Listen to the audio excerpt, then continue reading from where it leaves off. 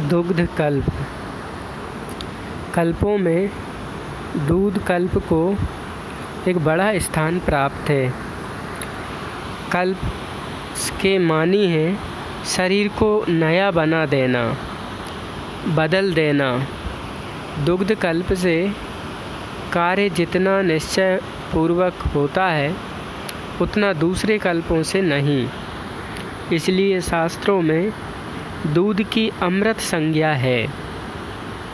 युधिष्ठिर से यक्ष ने जो प्रश्न पूछे उनमें एक प्रश्न था, अमृतम किम।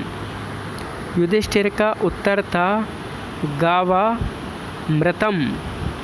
और भी कहा है, बिना गोरसम को रसो भोजनानाम।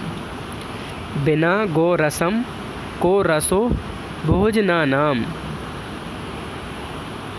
अमृतम किम गावा मृतम। सचमुच दूध अमृत है और कल्प में बिना विधि से लिया जाता है तो प्रत्यक्ष अमृत का काम करता है।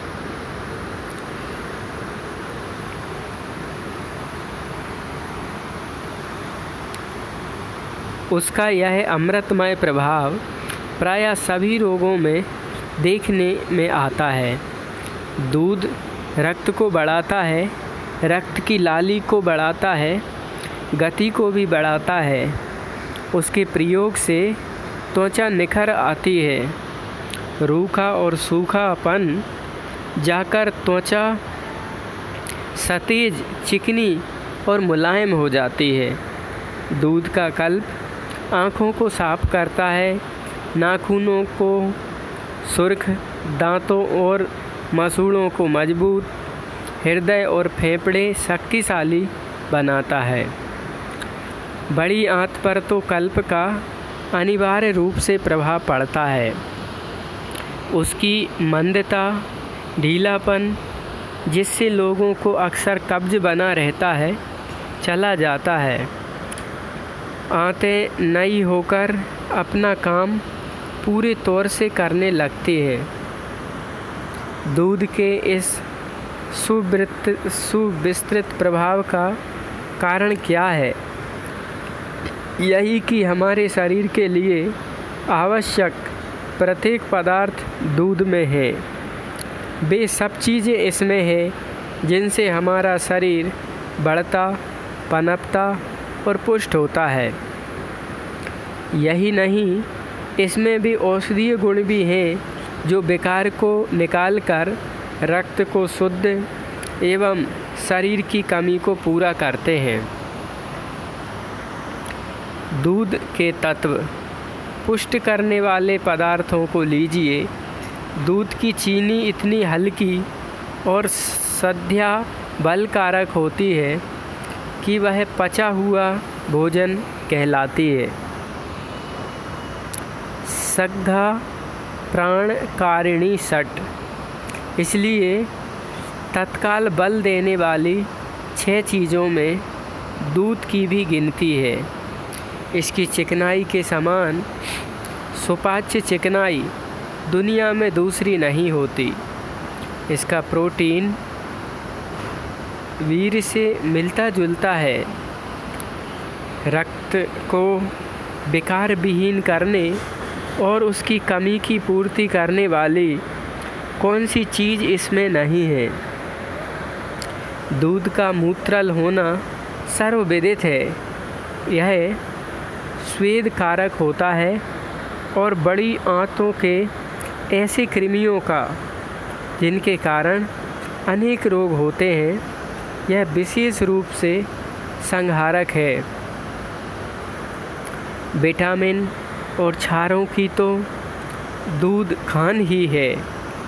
लोग वह तो जान गए हैं कि हमारे भोजन में विटामिन और क्षार दोनों चाहिए, पर कितना, इसका उत्तर दूध में ही मिलता है। अमेरिका के प्रसिद्ध प्राकृतिक डॉक्टर लिंडलार एमडी का कहना है कि दूध सा संतुलित भोजन दूसरा नहीं है। यही एक भोजन है कि जिसमें प्रकृति ने शरीर के लिए सभी तत्व जमा कर दिए हैं। अतः दूध को भोजन का मापदंड बनाना चाहिए। ज्यों ज्यों भोजन संबंधी अनुसंधान होते जाते हैं, भोजन में अनेक तत्वों की आवश्यकता सामने आती जाती है। त्यों त्यों यह मालूम होता जाता है कि वे सभी तत्व दूध में मौजूद हैं। भोजन संबंधी आज तक की खोज में दूध सर्वश्रेष्ठ माना जा चुका है। दुग्ध कल्प और रोग। दूध से कौन कौन से रोग जाते हैं, इसकी तालिका तो बहुत लंबी होगी। फिर भी ऐसे रोग जिनकी चिकित्सा दुग्ध कल्प द्वारा सफलतापूर्वक की गई है, उनमें से कुछ नाम ये हैं। हर प्रकार का स्नायु दौर्बल्य एवं इससे संबंधित रोग, अर्थात निद्रा भाव, शरीर के किसी अंग में स्नायु संबंधी दर्द, सिर दर्द, आमाशय एवं आंतों का कार्य शैथिल्य, आमाशय एवं आंतों के घाव, अम्लता, आमाशय, आंतों, मूत्राशय अथवा गर्भाशय का स्थानच्युत हो जाना, मुहासे, फोड़े फुंसियाँ, पक्षाघात, त्वचा का खुरदरापन, उकबत, रक्त का भाव, पित्त व्याधि, श्वास नली के रोग, पुराना कब्ज, पुराना अतिसार, आंव, संग्रहणी, दमा, धमनियों का कड़ापन, बवासीर, आंतपुच्छ संबंधी रोग, गठिया, गर्भाशय एवं मासिक धर्म संबंधी रोग, सफ़ेद प्रदर, नपुंसकता, यकृत की खराबी, मूत्राशय में पथरी पैदा होना, मधुमेह, प्रारंभिक यक्ष्मा, अफीम, भांग, शराब वगैरह की आदत, रक्तचाप की कमी अथवा आधिक्य। रोगों की इस सूची पर दृष्टि डालने से किसी को भी यह प्रतीत हो जाएगा कि दुग्ध कल्प ऐसी बहुत सी अवस्थाओं में काम करता है जिन्हें रोग कहते हैं, पर वस्तुतः सभी रोग रक्त संचालन में किसी न किसी प्रकार की गड़बड़ी पैदा होने के कारण ही होते हैं, जिससे कहीं तो फिर शरीर से गंदगी निकल नहीं पाती और वह शरीर के किसी अवयव में रुककर उसे कमज़ोर बना देती है। इस गंदगी का प्रभाव दूसरे अंगों पर भी पड़ता है और शरीर अपने शुद्ध रखने के प्रयास में इसके कारण थकता जाता है। यदि रक्त शुद्ध रहे तो चेचक, मियादी बुखार से फैलने वाली बीमारियां नहीं लग सकती, पर कितनों का रक्त शुद्ध रहता है अतः ये बीमारियां लगती हैं। उन्हें रोकने को जो टीका लिया जाता है अथवा इन्हें दूर करने के लिए जो दवा ली जाती है, उससे रक्त के क्षारों का समन्वय बिगड़ जाता है अतः रोग जाने के बाद भी शरीर पहले जैसा स्वस्थ नहीं हो पाता। इस दशा में भी अनेक रोग होते हैं। इस समय पैदा हुए रोगों को शरीर की इस कमजोरी दशा को दूध सा सुपाच्य, पुष्ट एवं क्षारपूर्ण खाद्य ही सुधार सकता है। शरीर रोगी एवं कमज़ोर पैतृक रोगों के कारण हो गया हो अथवा किसी रोग विशेष या दवा के अधिक कारण उसे निर्बल बना दिया हो, उसे निर्मल, निरोग, सुदृढ़, सतेज, सलवण एवं क्रांतिमय बनाने में दूध की समता करने वाला इस मृत्यु लोक में अन्य कोई खाद्य औषधि नहीं होगी।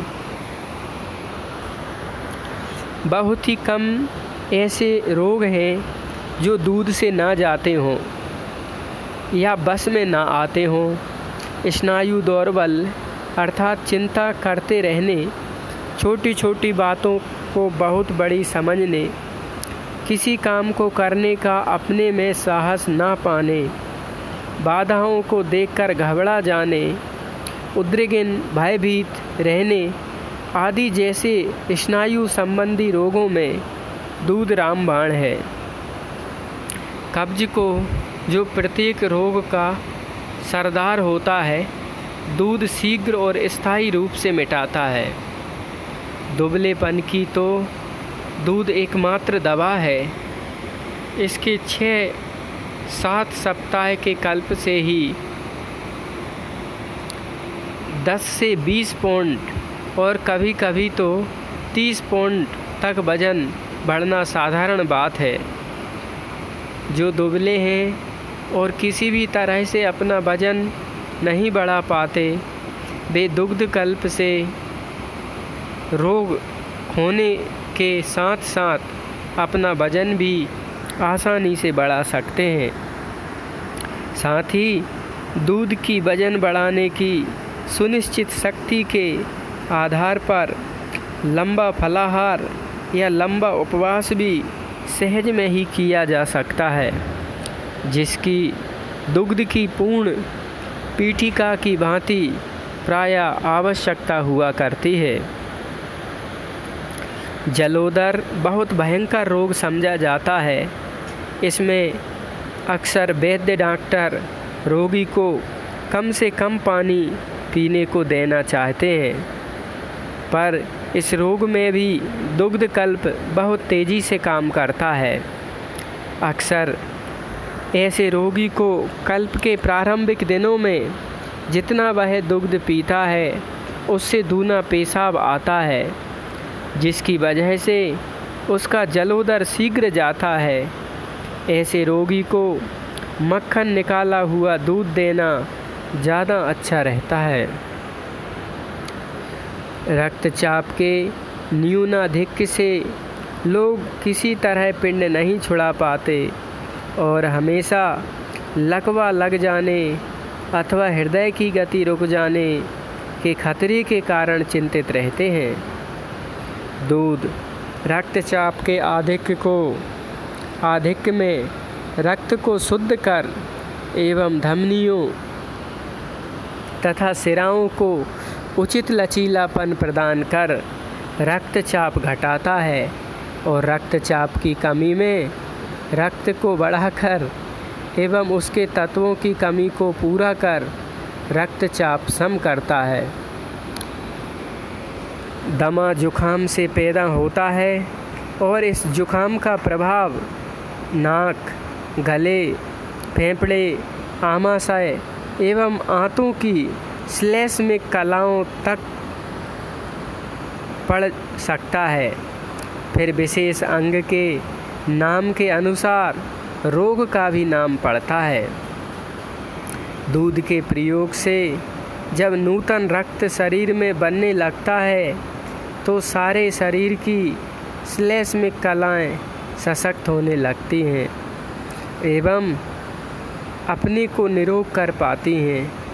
इस प्रकार श्लेष्मिक कला संबंधी दमा हो या कोई अन्य रोग 4-5 सप्ताह का दुग्ध प्रयोग उन्हें आसानी से हरता है।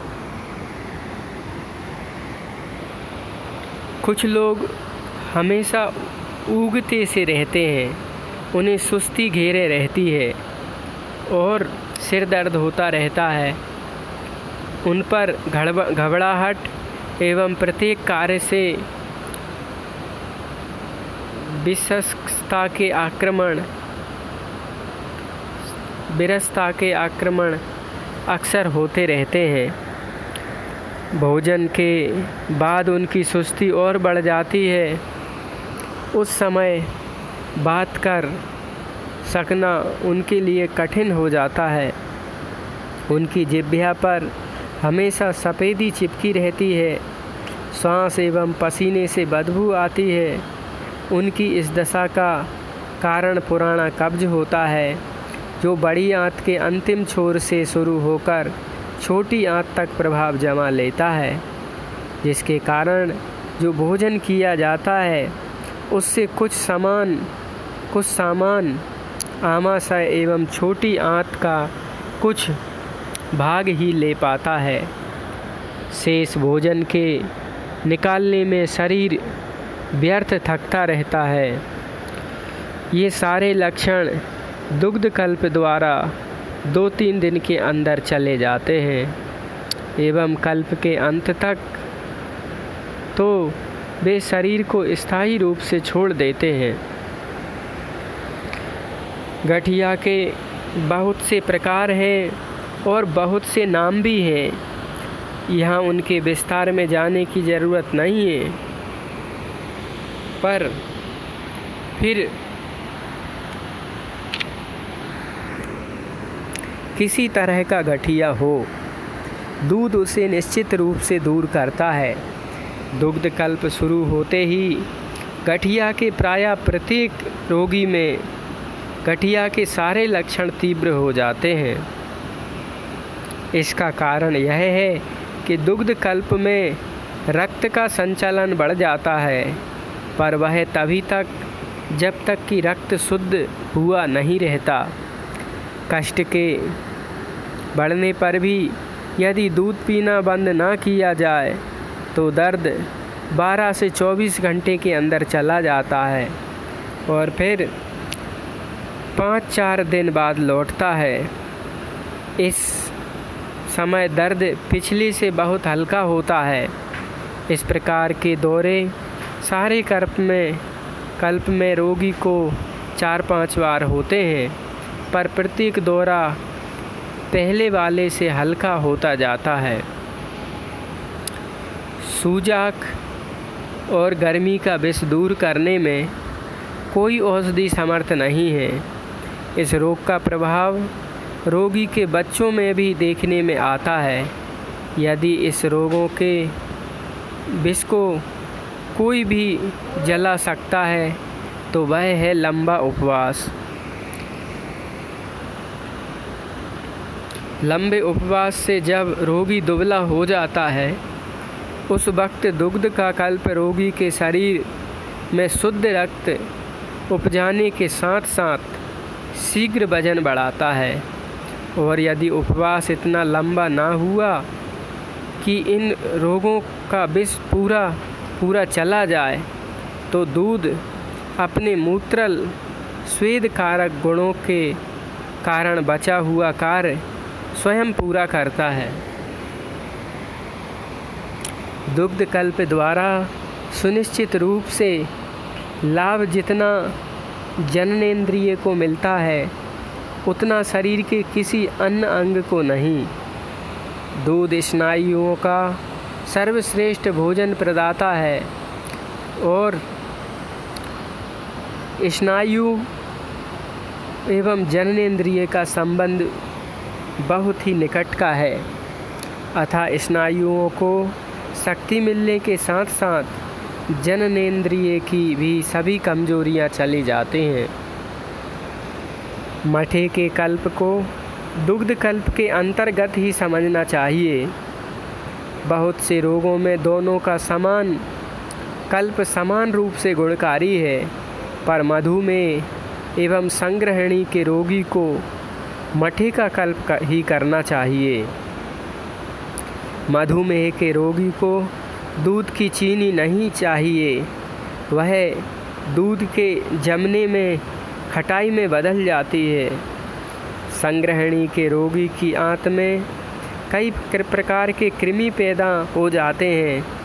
उन्हें इस खटाई के कारण लैक्टिक एसिड बेसिली नामक कृमि नष्ट करके आंतों को निरोग कर शरीर को स्वस्थ प्रदान करते हैं।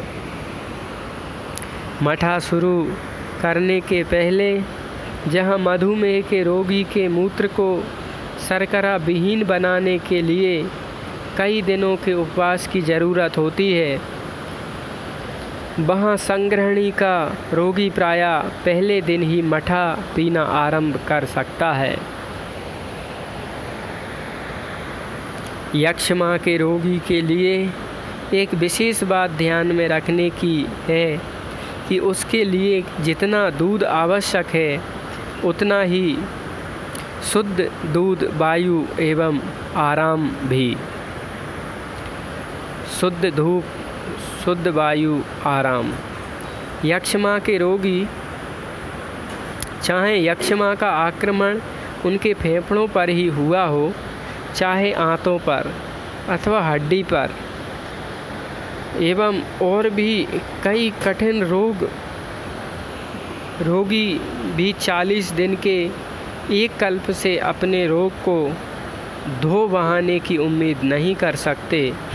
उन्हें जानना चाहिए कि उन्हें छोटी मोटी लड़ाई नहीं लड़नी है, उन्हें तो चलता हुआ एक लंका संग्राम जीतना है। उसको यदि एक कल्प से पूरा लाभ ना हो तो कुछ दिन तक साधारण भोजन करते रहने के पश्चात उन्हें फिर से एक कल्प करना चाहिए। उन्हें 2-3 कल्प तक करना पड़ सकते हैं, पर प्रत्येक कल्प में हालत पहले से सुधरती जाएगी। यक्ष्मा के रोगी, टीबी जिसको बोलते हैं, रोग बड़े हों या बच्चों को, दुग्ध कल्प समान रूप से सबके लिए उपयोगी है। बच्चे दुग्ध कल्प बड़े चाव से करते हैं एवं उन्हें लाभ भी बड़ों की बनिस्बत शीघ्र होता है। यदि गुर्दा अथवा मूत्राशय बुरी तरह के रोगी गए हों तो ऐसे समय दुग्ध कल्प करना ठीक नहीं है। दुग्ध कल्प में शरीर में अधिक द्रव्य लिया जाता है और कमज़ोर गुर्दे अथवा मूत्राशय उसे उचित रीति से बाहर निकालने में असमर्थ होते हैं। शरीर में कहीं बड़ा ऑपरेशन हो अथवा कहीं रक्त वाहिनी नलिका फट गई हो तो उस समय भी दुग्ध कल्प नहीं करना चाहिए। कुछ ही ऐसे रोग हैं जिन पर दूध का स्वास्थ्यकर प्रभाव नहीं पड़ता। इनमें मृगी आना मुख्य है। इस रोग में भी यदि रोगी उपवास द्वारा दुग्ध कल्प की ठीक तैयारी कर सके और दूध की मात्रा आधी या अधिक से अधिक 2/3 रखे तो उसे भी एक हद तक लाभ देखा गया है।